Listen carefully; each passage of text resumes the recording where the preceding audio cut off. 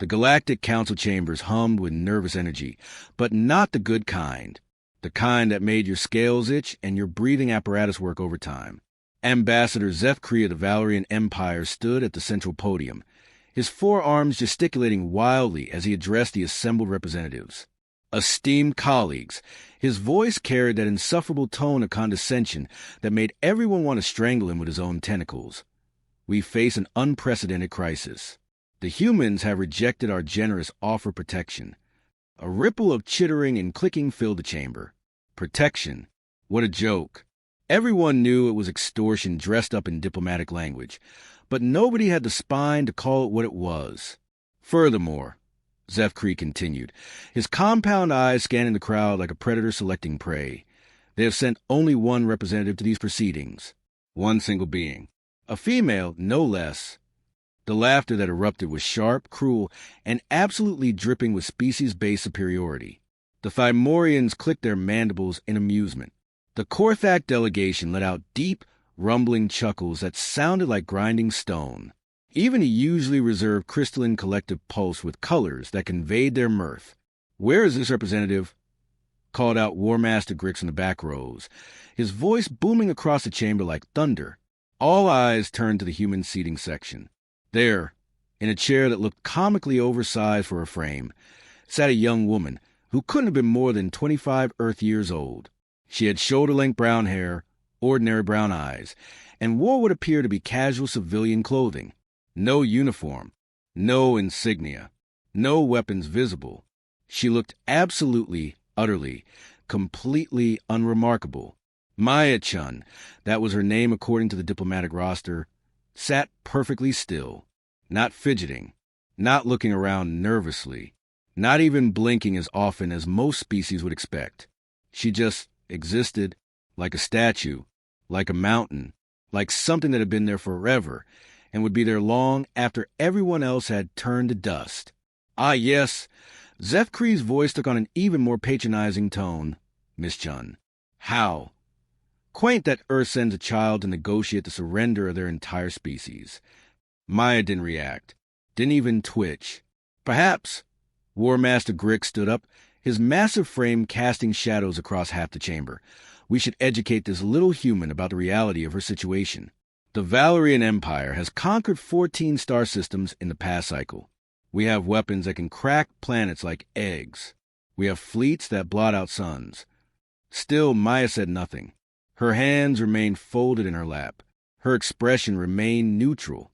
If not for the almost imperceptible rise and fall of her chest, she might have been mistaken for a very convincing hologram. The silence stretched out like a rubber band about to snap. Delegates began shifting uncomfortably in their seats. Whispered conversations buzzed through translator devices. "Is she functioning correctly?" asked Ambassador Lyria of the Centauri Republic, her crystalline form pulsing with confused blue-white light. "Perhaps humans shut down when faced with superior beings," suggested High Priest Morgoth, his tentacles writhing with what passed for amusement among his species. Like a defense mechanism. Fascinating, if true. Maya's lips curved upward just slightly. Not quite a smile. More like the ghost of a smile. The shadow of a smile. The kind of expression that suggested she knew something everyone else didn't, and that something was absolutely hilarious. "Oh, she's functioning," Maya said finally, her voice cutting to the chamber chatter like a blade through silk. "I'm just wondering how long you're all going to keep talking before you figure out how badly you miscalculated." The chamber fell dead silent. Not the comfortable silence of respectful attention, but the heavy, oppressive silence that comes right before something terrible happens. Zeth'kri's compound eyes narrowed. Miscalculated? Child, you sit alone in a chamber filled with representatives of 17 different species, each more advanced than your primitive Earth. We have technologies you cannot comprehend, weapons you cannot imagine, and fleets that dwarf your entire civilization. What exactly do you think we have miscalculated? Maya uncrossed her legs and leaned forward slightly. Just slightly. The movement was so small, so subtle, that most species would have missed it entirely. But predator species noticed. The Korthak delegation suddenly went very still. The Thymorian warriors' mandibles stopped clicking. Even the usually chatty Zeridian collective fell silent. "You assume," Maya said, her voice carrying easily across the chamber despite speaking barely above a conversational level, "that I'm here to negotiate Earth's surrender. Are you not?" War Master Grix's voice carried a note of uncertainty now. "Oh, absolutely not." Maya's smile widened just a fraction. "I'm here to accept yours." The explosion of outraged voices was immediate and deafening. Delegates leaped to their feet, shouting in dozens of languages. Translator devices overloaded from the sheer volume of simultaneous conversations. Security guards reached for weapons they weren't sure they'd need. Through it all, Maya remained seated, calm, unmoved. Zeth'kri slammed his forefists on the podium, the sound echoing like gunshots. "Silence," he roared. The chamber gradually quieted, though the tension remained thick enough to cut with a knife. "Human, your species' reputation for insanity is well documented, but this exceeds even our expectations. You are outnumbered 17 to 1. You have no fleet in this system, no weapons in this chamber, no allies among the assembled delegates." "You're right," Maya agreed pleasantly. "I am outnumbered. I do have no fleet here, no weapons visible, no obvious allies." She paused, letting that sink in. "But you made one critical error in your assessment. And what might that be?" Zeth'kri's voice dripped with sarcasm. Maya's smile disappeared. When she spoke again, her voice carried a weight that seemed to press down on everyone in the chamber like a physical force. "You assumed I came here alone." The lights went out. Emergency illumination kicked in 3 seconds later, bathing the chamber in hellish red light. But 3 seconds was an eternity when you were dealing with humans. When vision returned, the chamber was chaos. Delegates were screaming. Security guards were shouting conflicting orders, and weapons were being drawn from every corner of the room. Maya hadn't moved. She sat in exactly the same position, hands folded, expression calm. But Zeth'kri was gone. Not dead, not unconscious, not hiding behind his podium. Gone. As in, completely absent from the chamber. As in, no longer occupying the same dimensional space as everyone else. "Where is he?" War Master Grix bellowed, his massive weapon scanning the chamber. "Where is the ambassador?" "That's an excellent question," Maya said conversationally. "I believe the answer is elsewhere." "This is impossible," shrieked High Priest Morgoth, his tentacles thrashing in agitation. "No one entered or left this chamber. The security systems show no breaches." Maya tilted her head slightly, like she was considering the statement. "You're absolutely correct. No one entered or left this chamber." "How perceptive of you." The implications hit the assembled delegates like a physical blow. If no one had entered or left, and if Zeth'kri was gone, then— "He's still here," whispered Ambassador Lyria, her crystalline form pulsing with terrified yellow light. "Somewhere. Somehow." "Oh, he's definitely somewhere," Maya agreed. "The question is where's a location you'd find comfortable." War Master Grix spun to face her, his weapon trained directly on her chest. "What have you done to him?" Maya looked at the weapon with mild interest, as if someone had just shown her a particularly nice flower arrangement. "Me? I haven't done anything. I've been sitting here the entire time. You all saw me. I never moved." "Then how—" "Did you know," Maya interrupted, "that humans have been studying quantum mechanics for over a century? Fascinating field. All about how reality isn't quite as solid as most species assume." The chamber went dead quiet again. This time, the silence felt different, heavier, more dangerous. "We've made some interesting discoveries," Maya continued, her voice carrying that same conversational tone, "about the nature space, time, the barriers between dimensions, the flexibility of what most people consider immutable physical laws." Security Chief Thokmar stepped forward, his massive frame bristling with weapons and armor. "You're claiming humans have mastered dimensional manipulation? Impossible. Our intelligence reports show your species barely achieved faster-than-light travel 50 years ago." Maya's eyebrows rose slightly. "Your intelligence reports. How quaint." She paused, seeming to consider something. Tell me, Chief, when did you last verify those reports? They are updated constantly. We have agents embedded throughout human space, monitoring your technological development. We know exactly what your species is capable of. Do you? Maya's voice carried a note of genuine curiosity. How interesting. Because if that were true, you'd know that Ambassador Zeth'kri currently exists in a state of quantum superposition between dimensions 2 through 7. The translator devices struggle with several of those terms, producing cacophony of confused noises. He's conscious, Maya added helpfully, aware, experiencing all 6 dimensions simultaneously. It's quite educational, I'm told. Most beings gain a profound appreciation for the simple pleasures of existing in only 3 dimensions. Bring him back, War Master Grix demanded, his weapon still trained on Maya. Oh, I can't do that, Maya said, shaking her head regretfully. I told you I haven't moved, haven't done anything. I'm just a simple human representative, sitting in a chair, having a conversation. Then who? Did I mention that humans are social creatures? Maya interrupted again. We very rarely do anything important alone. Cooperation is fundamental to our nature. The delegates began looking around nervously, scanning the chamber for threats they couldn't see, enemies they couldn't identify. The fascinating thing about quantum mechanics, Maya continued, settling back in her chair like she was preparing to tell a bedtime story, is that observation affects reality. The act of looking at something changes its fundamental nature, which raises an interesting question. She paused, letting the tension build. If you can't see something, does it really exist? And if it does exist, but you can't observe it directly, what might it be doing while you're not looking?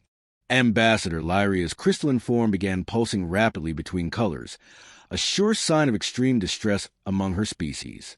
There are others in this chamber, right now. Oh, yes, Maya agreed cheerfully. Quite a few others, actually. But don't worry, they're very professional. They won't interfere unless you do something inadvisable. Such as... Security Chief Thokmar's voice was carefully controlled, but everyone could hear the underlying tension. Maya's smile returned, but this time it had an edge to it. Sharp, predatory. The kind of smile that made prey animals freeze in terror, such as continuing to threaten Earth's sovereignty, such as maintaining this ridiculous charade about protection fees, such as assuming that a species crazy enough to climb to the top of their food chain on a death world might not have developed some rather creative solutions to interstellar diplomacy. The chamber erupted in chaos again, but this time it was different. Panicked, desperate, delegates were calling for evacuation, for reinforcements, for someone, anyone, to make sense of what was happening. Through it all, Maya remained perfectly still. 11 seconds after Zeth'kri had vanished, she finally spoke again. Now then, she said, her voice somehow carrying over the din without being raised. Shall we discuss Earth's terms for your surrender? The evacuation sirens were wailing throughout the station, but Maya Chen continued sitting calmly in her chair as delegates fled in every direction. Security forces rushed about like headless chickens, barking orders that no one was following. The great diplomatic chamber of the Galactic Council had descended into absolute pandemonium, and Maya was enjoying every second of it. This is madness. High Priest Morgatha's tentacles were writhing so violently they'd started knocking over nearby chairs. We demand immediate transport off the station. Oh, I'm afraid that's not possible, Maya said pleasantly. The station's departure bays are currently experiencing some technical difficulties. Through the chamber's massive viewports, the assembled delegates could see their ships, all of them, floating exactly where they'd been docked when the emergency began. None of them moving, none of them responding to frantic communications from their crews. What have you done to our vessels? War Master Grix demanded, his weapon still pointed at Maya despite the obvious futility of the gesture. Me? Still haven't moved, Maya reminded him, gesturing to her unchanged position. Though I understand your confusion. Human technology can be subtle. Ambassador Lyria's crystalline form was cycling through colors so rapidly she looked like a malfunctioning disco ball. The quantum manipulators. They're not just in this chamber. They're throughout the entire station. Such a clever species, the Centaurians, Maya said with genuine admiration. Yes, you're absolutely correct. My colleagues have been very thorough in their preparations. Colleagues? Security Chief Thakmar's voice cracked slightly. How many are there? Maya tilted her head, considering. To find there. Do you mean in this chamber? On this station? In this star system? She paused. Or are you asking how many humans total are currently aware of and participating in this conversation? The silence that followed was the kind that preceded either surrender or violence. Everyone in the chamber seemed to be holding their breath, waiting for someone else to make the first move. Let me paint you a picture, Maya continued, her voice taking on the tone of a teacher addressing particularly slow students. Earth received your ultimatum 6 months ago. A demand for tribute, protection fees, submission to the Valerian Empire's benevolent rule. She practically spit the last 2 words. Standard procedure. War Master Grix muttered. Oh, absolutely, Maya agreed. Very standard. You've used the same approach on 14 other species. Demand tribute. Demonstrate overwhelming force. Accept surrender. Strip the conquered worlds of resources and population. Rinse and repeat across the galaxy. Her voice hardened. The difference is those other species were civilized, and humans are not. High Priest Morgatha's translator was having trouble with his agitation, producing static-filled speech. Maya's smile was all teeth. Humans, dear priest, are the product of 4 billion years of evolutionary warfare on a planet that tried to kill us every single day. We learn to fight before we learn to think. We learn to hunt before we learn to speak. And most importantly, she leaned forward again, just that slight movement that somehow commanded everyone's attention.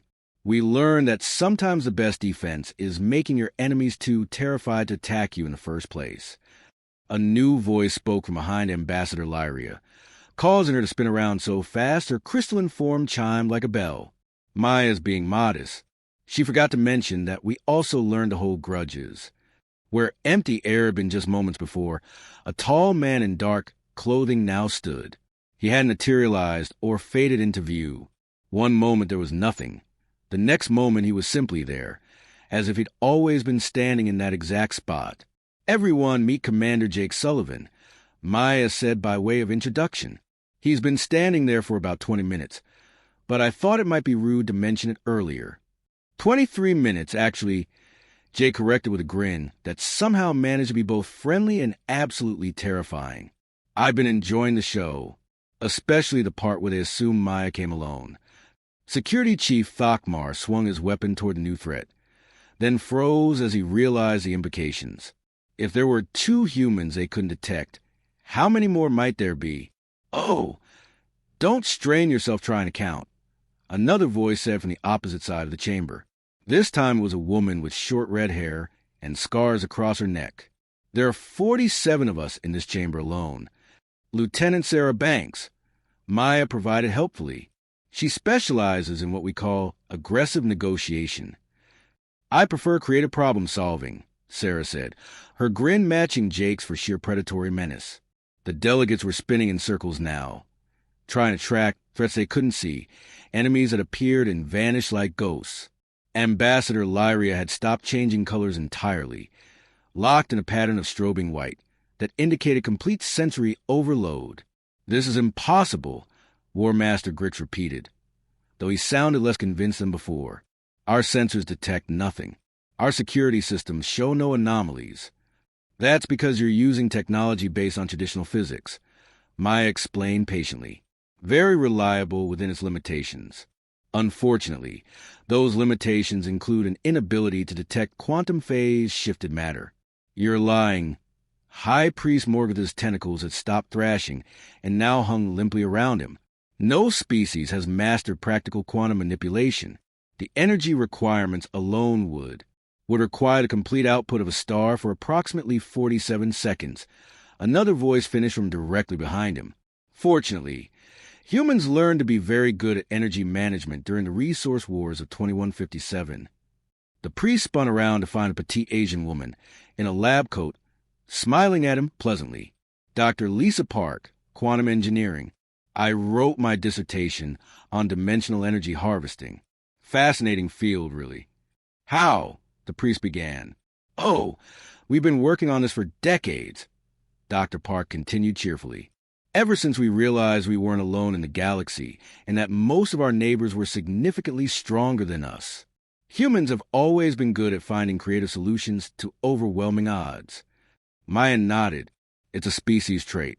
When faced with superior force, we don't surrender. We cheat. This is not cheating, War Master Grix protested weakly. This is asymmetric warfare. Jake supplied another human specialty. We learned it fighting each other for 10,000 years before we met you folks. The beautiful thing about asymmetric warfare, Sarah added, her scars somehow making her smile even more unsettling, is that it doesn't matter how big your ships are if we can make them disappear. As if summoned by her words, every screen in the chamber flickered to life, showing external views of the docked ships. One by one, the massive warships that had escorted the various delegations to this meeting simply weren't there anymore. Not destroyed, not departed, just absent, as if they'd never existed in the first place. Where are our fleets? Security Chief Thokmar's voice had risen to almost a shout. Oh, they're perfectly safe, Maya assured him. They're just existing in a slightly different dimensional configuration at the moment. Think of it as protective custody. You're holding them hostage, Ambassador Lyria managed to say, her voice barely a whisper. Hostage implies we want something in return for their safety, Dr. Park corrected. This is more like a demonstration. We want to make sure you understood the scope of human capabilities before we moved on to the main event. Main event? High Priest Morgoth's translator had given up entirely, producing only squeaks and static. Maya stood up. It was the first time she'd moved since the meeting began, and the simple action sent waves of tension through the chamber. Every remaining security guard raised their weapons. Every delegate stepped back. Even the humans seemed to tense slightly. The main event, Maya said, her voice carrying a weight that seemed to press down on everyone present, is the part where I explain what's going to happen next. She began walking slowly around the chamber, her steps echoing in the sudden silence. As she moved, more humans appeared. Not dramatically, not with fanfare, just simple transitions from invisible to visible. By the time she completed half a circuit, there were at least 30 visible humans in the chamber. Each one was armed. Each one was smiling. Each one looked like they'd be perfectly happy to demonstrate human creativity in new and interesting ways. Here's what's going to happen, Maya continued, her voice conversational despite the circumstances. You're going to contact every member of the Valerian Empire, every conquered species, every subjugated world, every forced colony. She stopped walking and turned to face the assembled delegates. And you're going to tell them they're free. The explosion of protest was immediate. Delegates shouted about economics, about stability, about the chaos that would result from dissolving a 14-system empire overnight. Maya let them shout. She waited patiently until they'd exhausted themselves, then continued as if there had been no interruption at all. Furthermore, you're going to establish a fund, a rather large fund, to provide reparations to every species you've conquered, every world you've stripped, every population you've enslaved. Impossible, War Master Grix said flatly. The economic disruption alone would be considerably less disruptive than what happens if you refuse, Sarah interrupted, her scars catching the emergency lighting in a way that made them look fresh. You're talking about the complete restructuring of galactic civilization, Ambassador Lyria protested. The effects would ripple across hundreds of systems. Millions of beings depend on the stability of the current order. The current order, Maya said, her voice suddenly cold as interstellar space, is built on exploitation, slavery, and the systematic oppression of entire species. If that's your definition of stability, then yes, we're absolutely going to disrupt it. She resumed walking, this time in the opposite direction. But here's the interesting part. We're not going to force you to comply. We're not going to threaten you or coerce you or hold your ships hostage indefinitely. The delegates looked confused. This was not how ultimatums typically worked. We're simply going to give you a choice, Maya continued. Option 1. You can agree to our terms voluntarily, dissolve the empire, free the conquered worlds, establish a reparations fund, and transition to a more equitable form of galactic governance.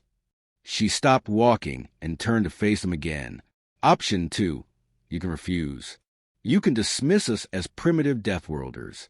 You can return to your ships once we give them back, and pretend this conversation never happened. The silence stretched out like a taut wire, and then High Priest Morgoth managed to ask. Maya's smile was back, but this time it was different. Not predatory, not threatening, almost sad. And then you'll discover what humans do to civilizations that threaten Earth. What do you do? Ambassador Lyria whispered. Jake answered for her. We study them. We learn everything about them. Their technology, their culture, their strengths, their weaknesses. We become experts on every aspect of their civilization. And then War Master Grix asked, though he sounded like he didn't really want to know the answer. Sarah's grin was sharp enough to cut steel. And then we make them not exist anymore. Not conquest. Dr. Park added clinically. Not destruction. Not even war in any traditional sense. We simply edit them out of the timeline. Very cleanly. Very efficiently. One moment they're a thriving galactic empire. The next moment they never existed at all. That security chief Thokmar's voice trailed off. Impossible, Maya suggested.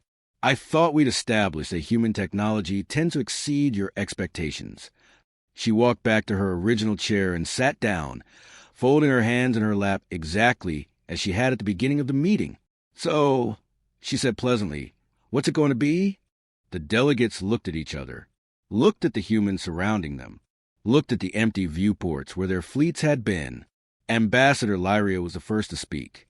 If we agree to your terms, if we dissolve the empire and free the conquered worlds, what guarantee do we have that humanity won't simply replace the Valerian Empire with a human one?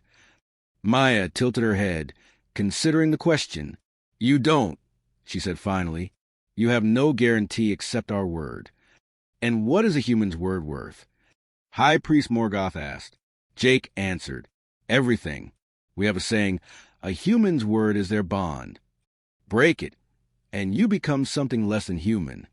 But more importantly, Sarah added, you have our nature. Humans don't want to rule the galaxy.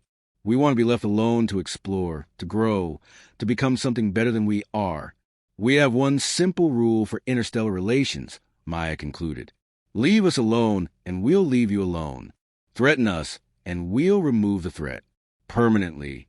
The silence that followed lasted for exactly 60 seconds. Maya knew because she was counting. Finally, Ambassador Lyria pulsed a deep blue color that indicated acceptance among her species. On behalf of the Centauri Republic, I agree to your terms. One by one, the other delegates followed suit, some reluctantly, some with obvious relief. All of them with the unmistakable understanding that they had just witnessed something unprecedented in galactic history. A primitive species from a backwater world had just politely but firmly rearranged the power structure of the entire galaxy, and they'd done it without firing a single shot. When the last delegate had agreed, Maya smiled. A real smile this time. Warm, genuine, almost human. Excellent, she said, standing up again. I'm sure this will be the beginning of a much more cooperative era of galactic relations. She walked toward the chamber exit, the other humans falling into step behind her.